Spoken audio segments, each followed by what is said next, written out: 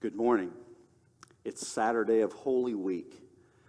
We've been reviewing the events of the original Holy Week, encounters of Jesus, things that he said, things that happened to him for each day of this week.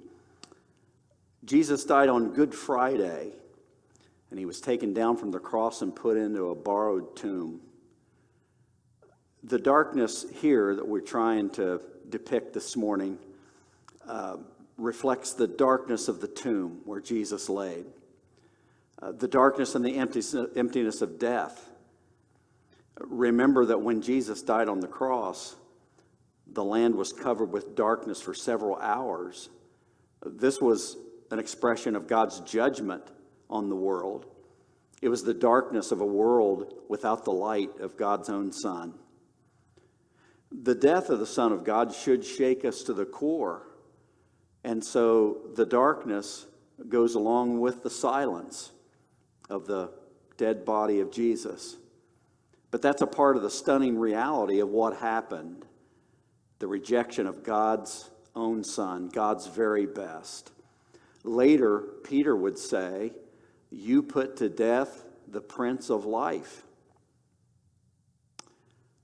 Now, Holy Saturday is also a day of waiting and anticipation.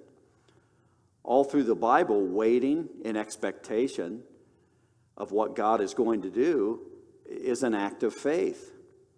And so on this day, we do struggle over the reality of sin and death, but we also seriously and anxiously look forward to Christ's bodily resurrection. As the old black preacher said of Good Friday, it's Friday, but Sunday's a-coming. Now, one thing about perspective here.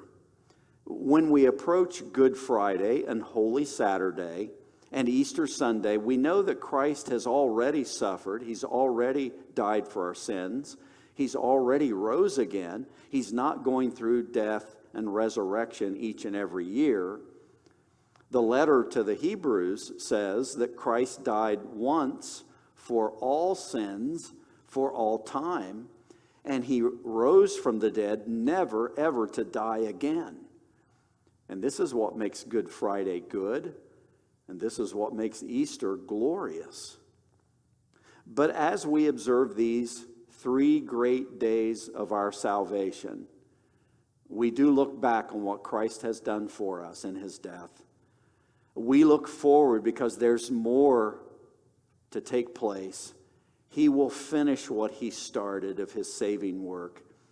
And so more is an important word for us. And then we seek to live into Christ's death and resurrection and what they mean.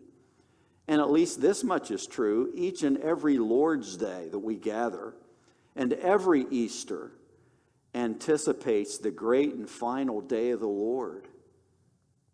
So I urge you prayerfully and with openness to God and with the help of the Scriptures, appreciate and embrace and live into all the blessings and all the benefits of these 3 great days of our salvation. And this morning, it's Saturday, but Sunday's a-coming. God bless you.